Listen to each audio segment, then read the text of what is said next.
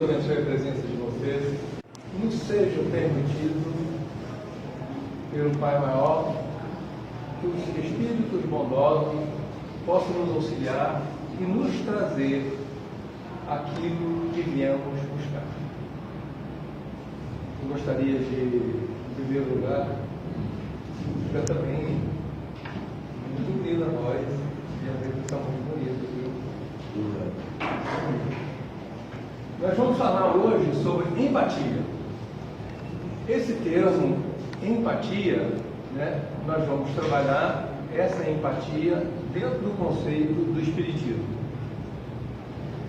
Todo mundo conhece o conceito de empatia.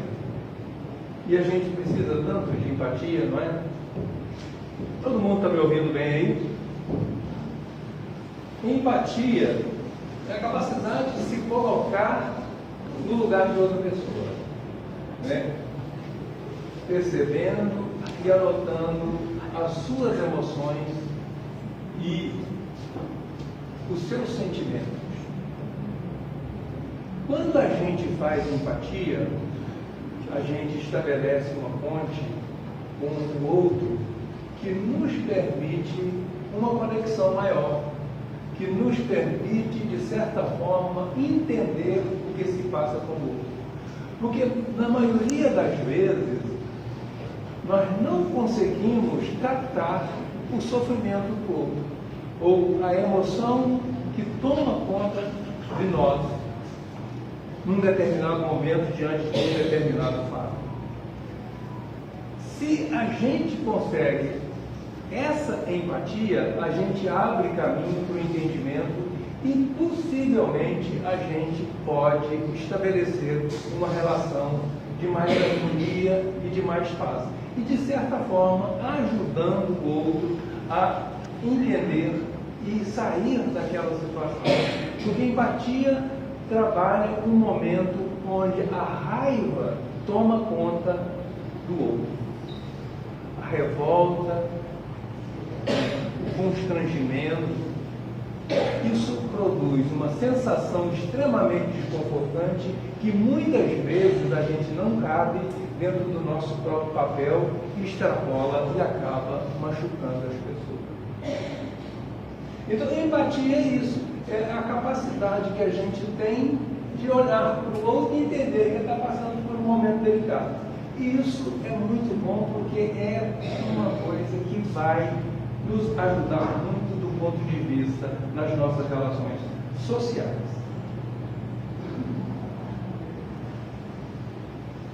Eu coloquei essa figurinha, está em inglês ali, mas empatia é a sabedoria, é o mais alto grau da sabedoria. O que essa figura nos traz, nos mostra? Uns segundinhos para vocês pensarem.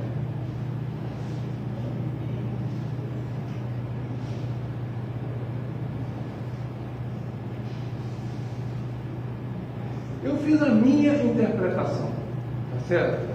Eu não quero dizer assim, Oi? Não importa o tamanho que nós somos, O importante é você compartilhar com o outro. E aí nossa figura desse servinho, E o coelho bem menor, então assim, mostra que um está tentando ajudá-lo, Alguma Uma coisa... mensagem de carinho. Uhum. Então, assim, aí a gente vê que são duas naturezas de seres, animais diferentes. Certamente. Então, não importa.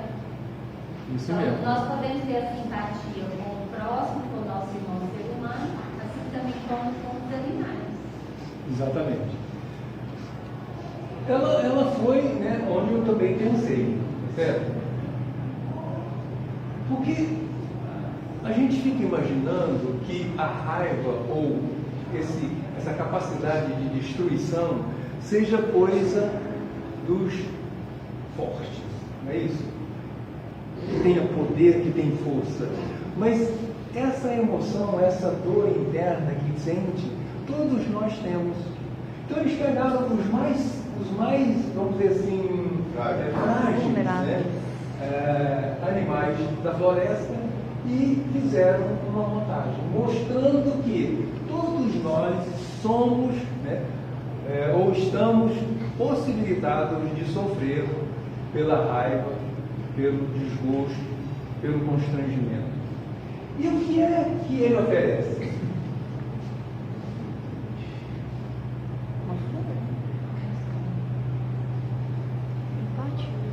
Ele oferece uma flor, não é isso?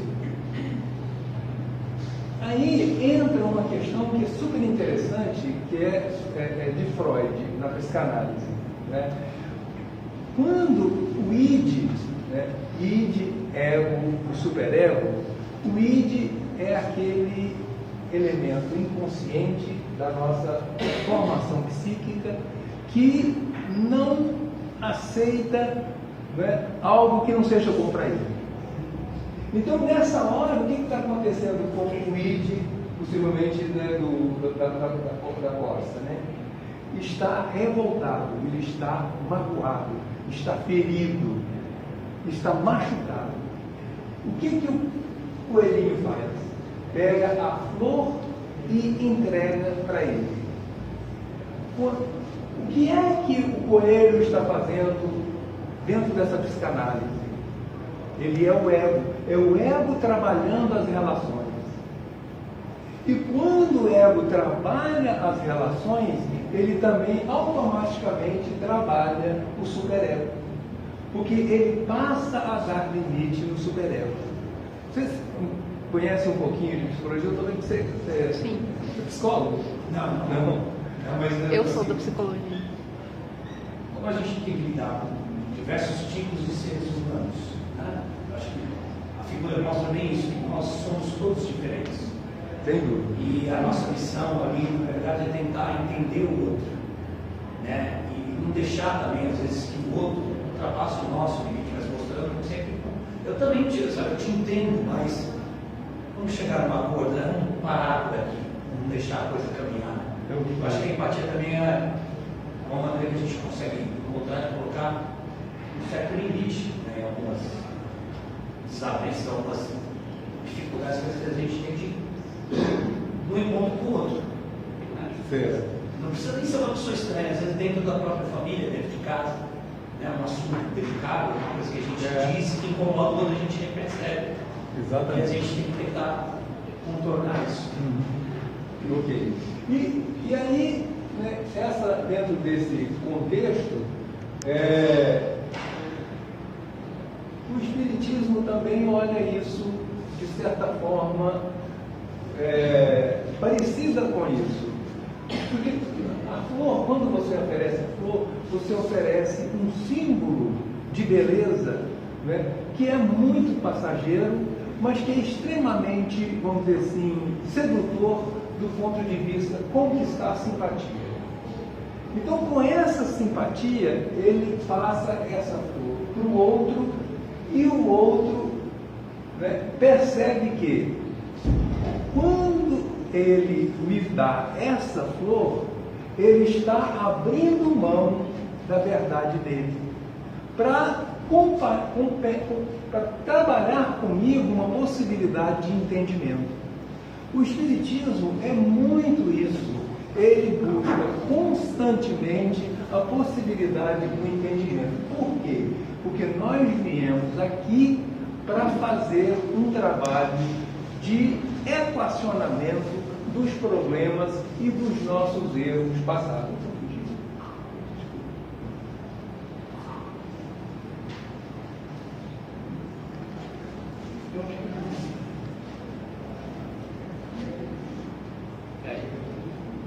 Entrou um slide novo ali, mas tudo bem.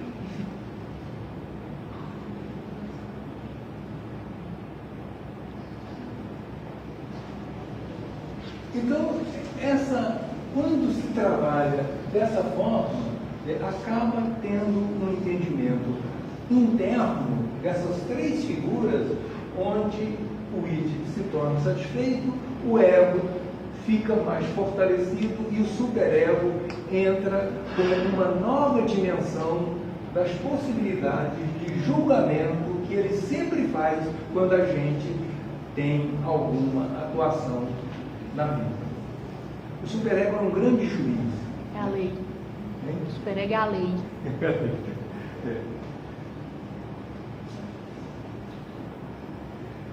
E aí nós vamos ver dois conceitos, de expectativa e perspectiva. Expectativa, ela é muito mais subjetiva, porque é a espera que eu tenho das coisas que eu gostaria que acontecesse. E quando se trata de perspectiva, né, é algo mais geral, é mais genérico, ele é muito mais do coletivo do que da expectativa. Com isso, nós estamos já abrindo um conceito, mostrando que a nossa relação na vida, ela não se faz só através das nossas expectativas. Ela principalmente precisa da perspectiva para que eu possa respeitar os outros. Porque cada um tem uma determinada expectativa. Se a gente olhar para o outro com essa possibilidade de enxergar com o outro alguém que quer algo diferente do que eu quero, é muito mais fácil de perceber ou de entender a capacidade que nós temos de harmonizar as nossas relações. Ele recomenda o seguinte: simplesmente ajude alguém hoje, seja um estranho ou uma pessoa de casa. Se a gente tivesse o compromisso, a disciplina de todo dia à noite a gente lembrar de que num determinado momento do dia eu fiz algo bom para alguém, né? Vamos tomar isso como tarefa a partir de hoje? Né? Isso ajuda muito a gente a socializar, a nos transformar em pessoas mais fraternas. Faz com que a gente perceba o outro ou a carência do outro. E, assim, na próxima vez que sentir impaciente, tente se lembrar que existe outra perspectiva além daquela que você tem, que é a sua expectativa. Nas percepções, a liberdade não consiste em fazer o que se quer, mas em querer o que se deve. Isso é Santo Agostinho. Neste caso, a gente se lembra de Paulo: tudo posso, mas nem tudo me é lícito. Então, quando se faz por amor, quando está dizendo Santo Agostinho, né, a gente não precisa ficar muito preocupado com o que vai acontecer, porque nós estamos falando da verdade. Você estava falando da verdade. E essa verdade, ela é muito, vamos dizer assim, difícil de ser identificada. Por quê? Porque ela é coletiva. Então, a verdade, ela está naqueles que agem com amor. Porque nem sempre a gente conhece as razões que o outro tem para se comportar daquela forma. E às vezes a gente nem conhece nem as nossas, né? Então, assim, quando a gente age com amor, a gente é capaz de estar muito mais próximo dessa verdade.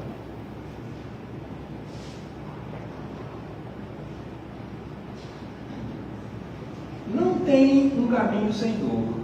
Eu achei essa figurinha também muito interessante e eu trouxe para vocês verem. Nós temos dor pela disciplina e nós temos dor pelo arrependimento. Só que se a gente observar, a dor pela disciplina, ela é bem menor. Quando você vai pela dor, do arrependimento, olha o quanto ela é dolorosa. Ambas têm suas vantagens e desvantagens. Quando você faz a dor pela disciplina, você paga o preço à vista. A gente tem que castigar o id. Quando a gente não quer, né, ou a gente é egoísta e quer a satisfação plena das nossas realizações, a gente acaba postergando a disciplina ou burlando a disciplina. E aí chega uma hora em que a gente vai ter que pagar a conta. E aí é o arrependimento, né? O Evangelho tem uma passagem que ele fala exatamente disso, né? E não esperar, né, os tempos do refrigério. Porque naquela hora a gente não tem mais potencial muitas vezes. Você precisa do cobertor e você não tem mais como comprá-lo. Por quê? Porque nós não temos mais recursos, ou a gente não tem mais energia. Então a dor do arrependimento, além de ser uma dor, né, muito mais intensa, ela chega no momento onde a gente perdeu toda a potencialidade de realização, ou quase toda, e a gente não tem mais cacife para bancar sofrimento. Eu tenho um cunhado, né, que ele foi extremamente bom vivão. Teve uma porção de mulheres, teve filhos, mas ele se rompeu com todos. Hoje, 81 anos, mora sozinho e não tem paciência e nem tolerância para conviver com ninguém. É muito triste, né? Nós precisamos nos preparar. A vida é boa, a vida é bonita, a vida nos traz muitas compensações, mas a gente precisa aprender a se relacionar com ela para poder retirar dela aquilo que ela nos oferece de melhor. Porque a oferta que ela faz é muito extensa e às vezes a porta é estreita. Porque nós estamos aqui com um propósito que é muito maior do que simplesmente alimentar o corpo. Nós viemos com um compromisso para resgatar e purificar a nossa alma. Nós estamos aqui para aprender a nossa relação com os nossos irmãos, ou a nossa relação com Deus através da nossa relação com os nossos irmãos. Porque Deus está em cada um de nós. Quando a gente aprender a lidar com o nosso semelhante, nós estaremos prontos para conversar com Deus e para ouvir o que Deus tem para nos dizer. E Ele nos diz o tempo todo, né? A vida é a fala de Deus para nós.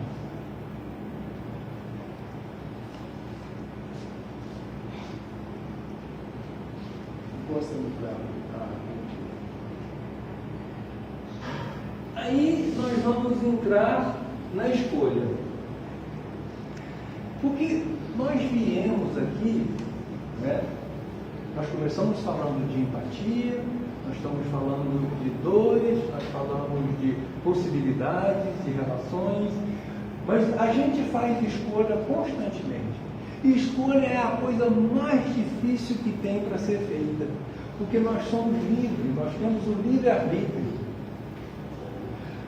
Só para ter uma ideia do quanto uma escolha é difícil, se a gente vai almoçar num restaurante e você chega lá e você tem ou um self-service ou um à la carte, né? Um à la carte você tem lá uma série de pratos. No self-service você tem uma série de possibilidades de fazer o seu prato.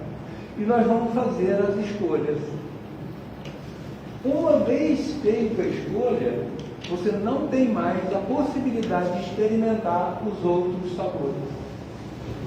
Então, escolha é sempre limitante. Escolha, e não existe uma escolha certa. Não é possível fazer uma escolha certa. A única coisa boa que a gente faz numa escolha é fazer com que a nossa escolha seja respeitada. Nós fizemos a escolha A partir da escolha feita, precisamos voltar lá na disciplina e transformar a escolha que nós fizemos na melhor possibilidade de vivência que a gente tem aqui na Terra. Isso é possível.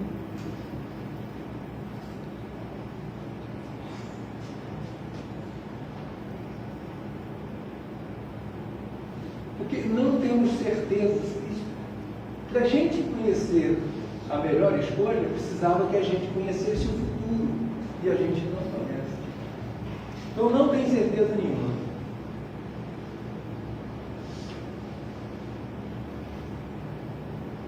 Empatia no Espiritismo. Empatia no Espiritismo é um pouco mais profundo do que o conceito do léxico ou do dicionário. Ela é mais profunda. Porque quando nós falamos da empatia do dicionário, nós falamos em sensações, falamos em emoção. Mas quando a gente fala da empatia no Espiritismo, nós estamos transcendendo a nossa existência de agora, os nossos problemas de agora. Porque ele fala dessa empatia, é colocar no lugar do outro, compreendendo suas dores e sentimentos sem julgamento.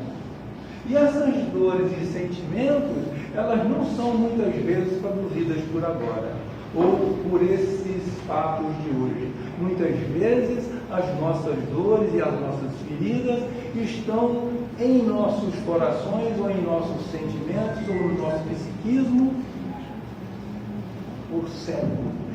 Elas vêm com a gente. E quando o Espiritismo fala de empatia, ele está se reportando a todas essas dores que a gente tem, seja ela de agora ou de encarnações passadas. Ou será que a gente não tem feridas de outras encarnações? Hein? Bastante. Bastante. Porque se hoje, eu costumo falar muito isso, repetir muito isso, hoje não somos grandes coisas, imagina umas 2, 3 encarnações passadas, o que é que a gente não fez? E como na contabilidade divina não existe, vamos dizer assim, apagar dos nossos débitos, não existe. Ele precisa ser resgatado. Nós estamos aqui neste momento para poder fazer o resgate das nossas trabalhadas de outrora. Por isso que às vezes é muito difícil de aceitar os fatos que acontecem num determinado dia, porque eles não têm raízes nos problemas de hoje. Eles são lá de 2 ou 3 encarnações passadas. E a gente está aqui agora para resgatar alguma delas. Nós estamos fazendo provas, não é isso? Todo dia a gente faz provas. E será que a gente tira a nota boa, né, como você falou lá do momento que está chegando, né? Eu esqueci o que é, vamos lá. Que eu... Chegando na hora da verdade. Chegando na hora da verdade. E será que a gente, né, passou nessa prova para entrar nesses novos tempos? Né?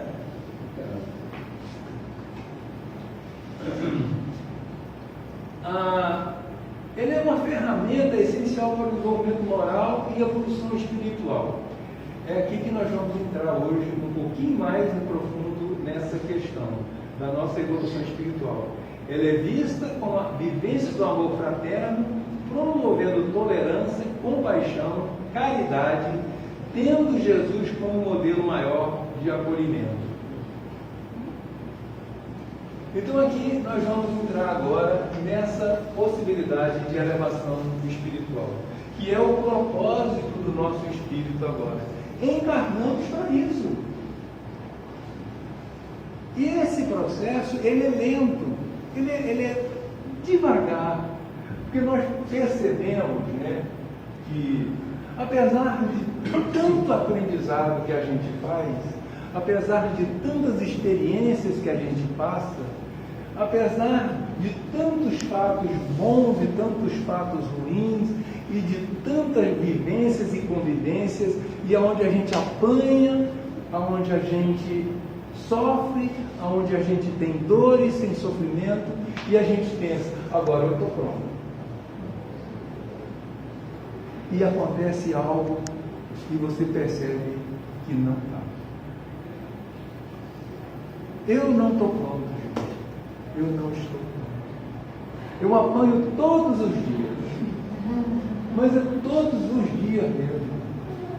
E eu estou percebendo isso mais recentemente. Antes eu achava que era, dei azar. Tá certo? Não, não é dei azar, não. Eu não dei azar, não. Eu sou um devedor.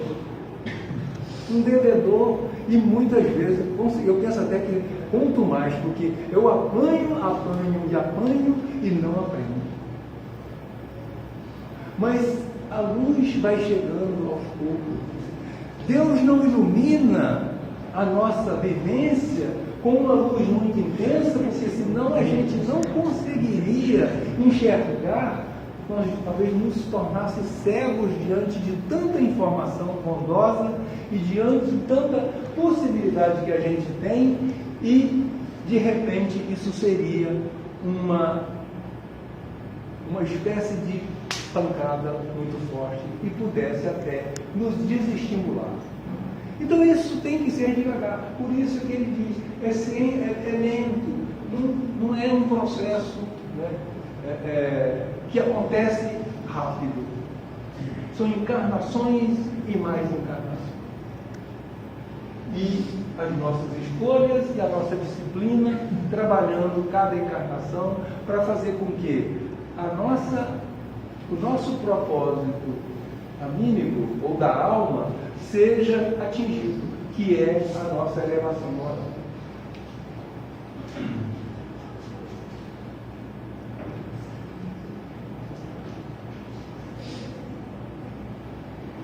O caminho para a perfeição relativa. Perfeição relativa por quê? Porque nós não vamos ter perfeição absoluta. Perfeito, absolutamente perfeito é Deus. Mas nós vamos chegar a um grau de evolução, né, onde seremos perfeitos aos olhos de Deus. É um processo de reencarnação sucessivo, com intervalos de reflexão, com intervalos de reflexão espírita. Quer dizer, numa encarnação para outra, a gente passa por um processo de reflexão. Nós somos convidados, né, pelos nossos mentores espirituais, os nossos guias, os espíritos iluminados, e eles trabalham conosco a encarnação passada e nos mostram os débitos que a gente tem. E a gente vai fazer junto com eles, se a gente tiver mérito para isso, né, a escolha daqueles bens que a gente vai, ou daquelas contas que nós vamos pagar, das provas que nós vamos ter. Os pilares dessa jornada, as duas asas, o primeiro dela, as duas asas, amor e sabedoria. Sem amor, gente, não é possível. Quando a gente olha a vida e olha para o outro, né, com amor, a gente começa a ter a possibilidade de entendimento do outro e até da gente mesmo. Né? E nós precisamos de sabedoria, ou seja, de conhecimento, para que a gente possa entender que nós estamos numa relação de correção. Estamos sendo testados, nós estamos sendo avaliados através daquela prova. Isso é fundamental. E a capacidade que a gente tiver de olhar para isso com um certo entendimento, com uma aceitação, conciliando com isso, abraçando isso sem reclamar, a gente está, com certeza, passando na prova. Nós não precisamos ter o mérito de ser bondosos. Nós precisamos, no mínimo, de ser benevolentes. Benevolentes é a vontade verdadeira que o aprendiz tem de fazer o bem. Não precisa fazer o bem, que a gente ainda não dá conta. Mas é preciso que a nossa intenção de fazer o bem seja verdadeira, seja sincera. Se a gente fizer isso, a gente está passando na prova.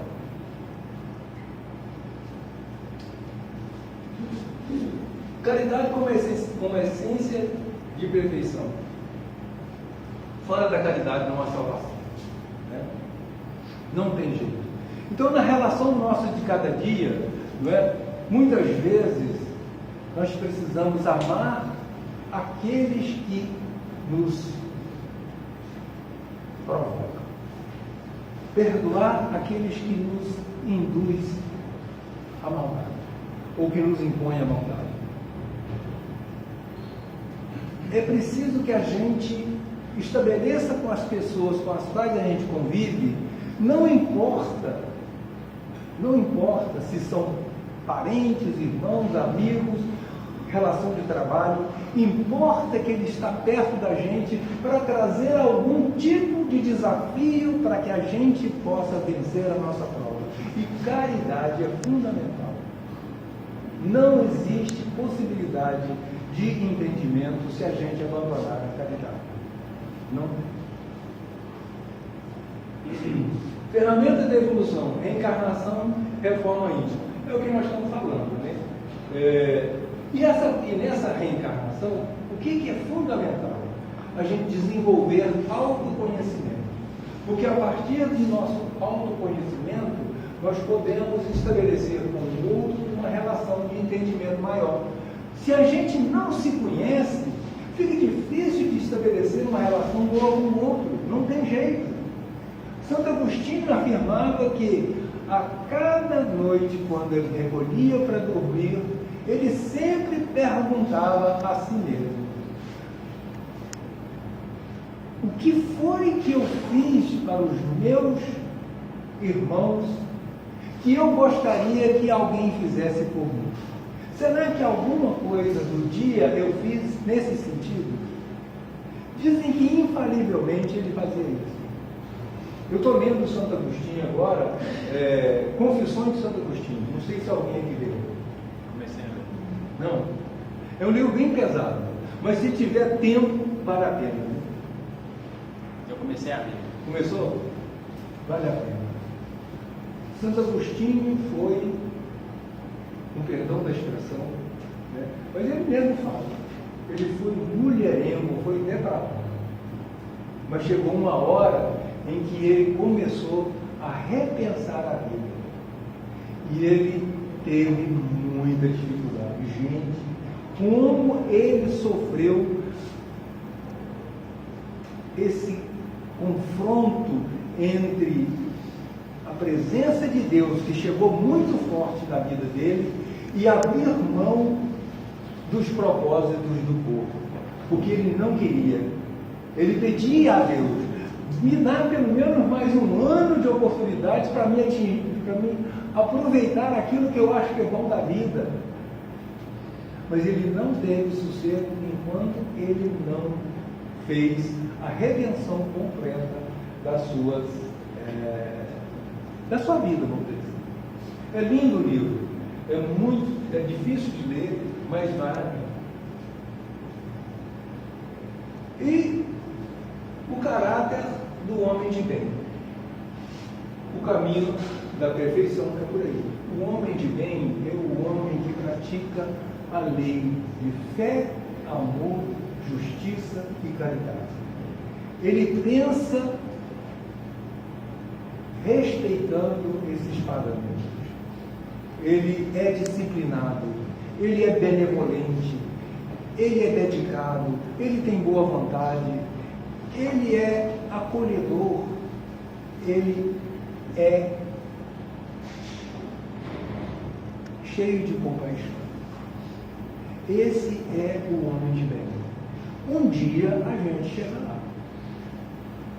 Mas é preciso de muita disciplina, porque se submeter à lei de fé, amor, justiça e caridade é algo extremamente difícil. Quantas vezes no dia a nossa fé falha? A de vocês falha ou não? Sim. Falha. E isso não é o fim do mundo, não, gente. Deus sabe as nossas fragilidades. Ele nos olha, Ele sabe perfeitamente perfeitamente que num determinado momento eu vou pisar na bola.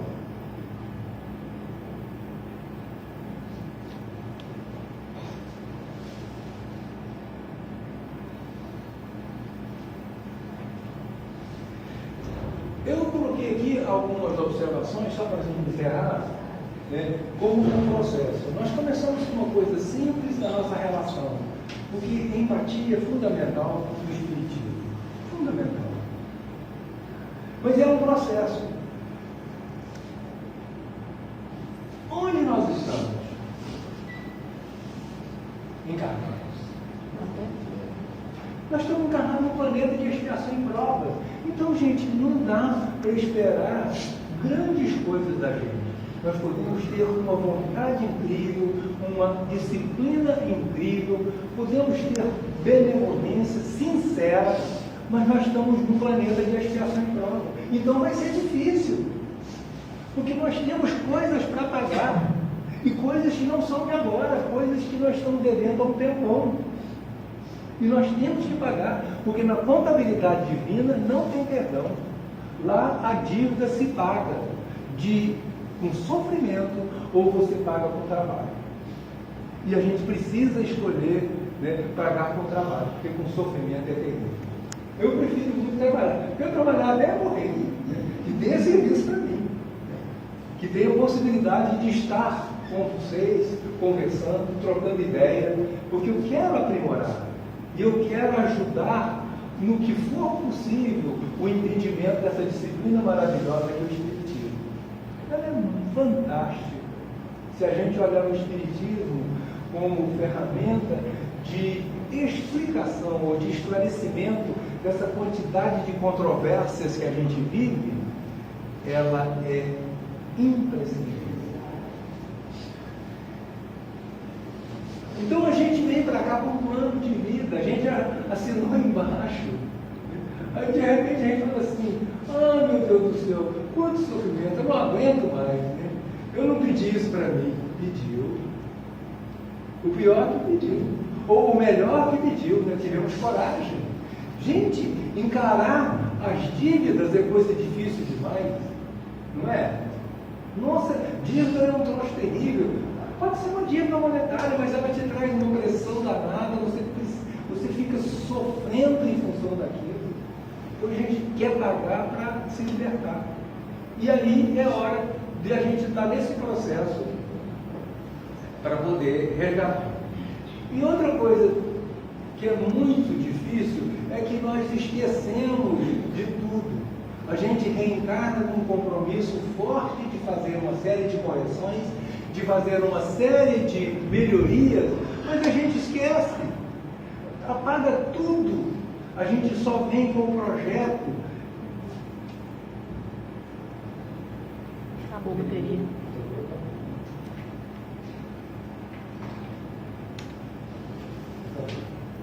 A gente só vem com o projeto em si. A gente não traz uma memória do que a gente buscou, ou do que a gente fez. Tá certo? E aí a gente tem esse trabalho, né, de conviver uns com os outros, né, vivendo essas contradições, esses desafios, né, constantes, e muitas vezes a gente acaba transformando esses desafios em contenda, né? Porque a gente rebate, e aí havia uma briga, né? E fica cada vez mais difícil. Mas a gente tem também, né, os guias, os nossos amigos espirituais, que trabalham conosco, os nossos anjos de guarda, que nos auxiliam muito. Hoje eu estava lendo alguma coisa sobre Espiritismo e ele diz, não sei se foi no memorial que o centro passou sobre isso, onde ele fala que desse compromisso que a gente tem mesmo de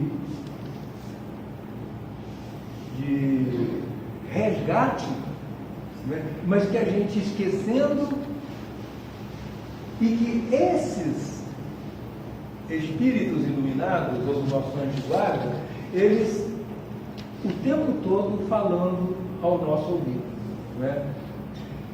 Mais ou menos tipo, olha, disciplina é melhor do que arrependimento. E olha, e dizem que eles o tempo todo estão comentando com a gente.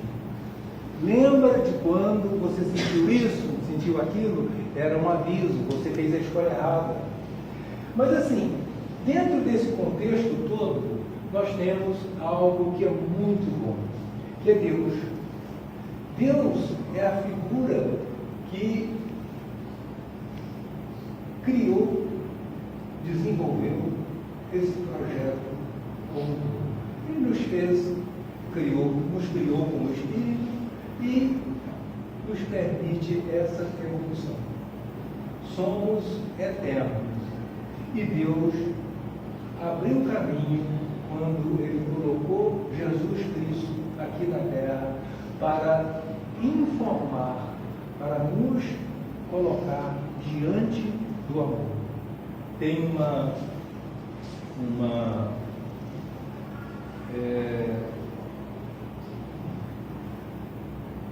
lição no Evangelho. Deixa eu ver só o nome dela aqui.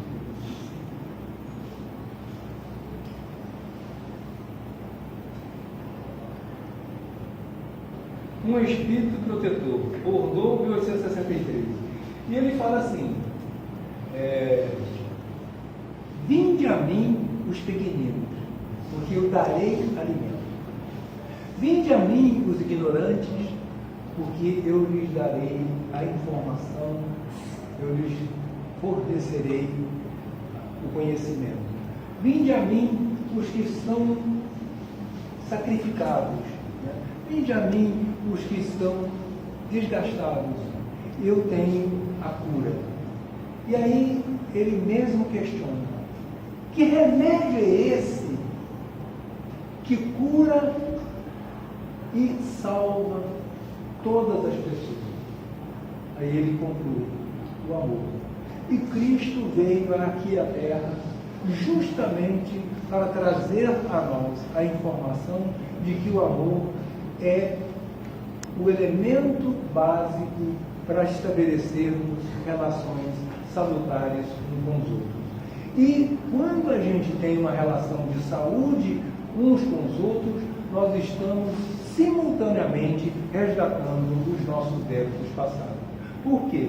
Porque estamos compreendendo que a natureza daquele episódio, ou daquele fato, ou daquela situação é decorrência de uma dívida que nós tivemos. E nós só vamos entender aquilo como sendo algo bom para nós se a gente olhar com amor.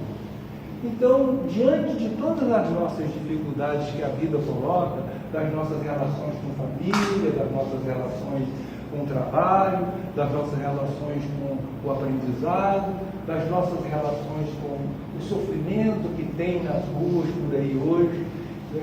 Diante de todos esses desafios, nós temos a ferramenta que é a mais eficaz contra todo o desânimo, é o amor. Vamos nos amar, né, como Deus nos pediu. Amar a Deus sobre todas as coisas, mas amar ao próximo como a si mesmo. E dessa forma, com certeza, a gente equaliza e dá uma harmonizada na nossa pressão interna. Que Deus abençoe vocês e que os leve em paz para suas casas. Muito obrigado.